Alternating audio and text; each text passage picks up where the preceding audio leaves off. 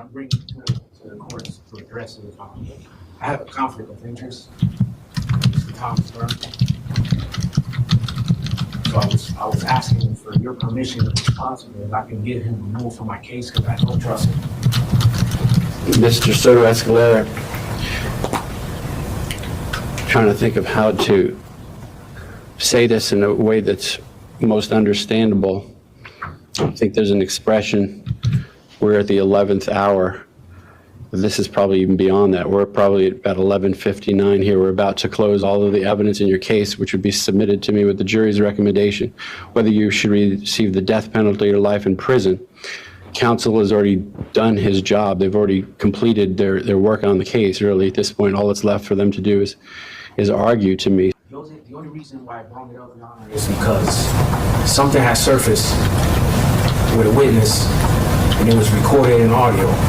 This is why I'm requesting that I would have him removed.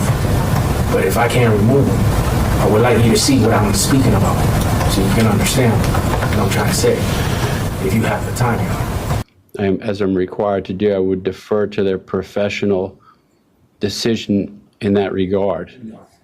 Enough, Judge. I'm going to lay it all out on the record, okay? I think Mr. Soto Escalera is hurting his situation. He's proceeding in ignorance on the advice of ignorant people. What he is referring to is a Zoom recorded deposition, the first such deposition I ever did in my life, with witness Lucinda Cook. This was done, I think, on the Tuesday when there was a court holiday, when we were in the midst of trial or jury selection. I'm not sure exactly where we were yet. And before Ms. Cook joined, there was a recording with chit-chat between me and Mr. Richardson about witnesses in the case, about the state of the case, about why I was calling witnesses and not calling witnesses, and complaining about somebody who had Ms. Minton's credit card and was going over the limits, and chit-chatting as counsel do between themselves waiting for a witness. And I don't think people understand the context of how attorneys talk to each other.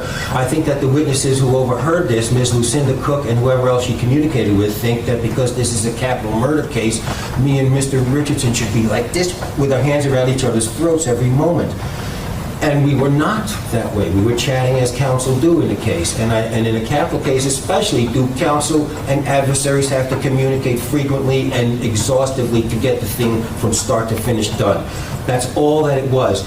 There is nothing in there that was inimical to Mr. Jose Soto Escalera's defense, and I defy him or anyone else to point to any action or anything that I did or said at any point in the preparation of this case or in the trial or in the penalty phase that was contrary to his interest. It's nonsense and bull crap, and that's what he's on about, Judge. So he can feel however he wants. He's an idiot.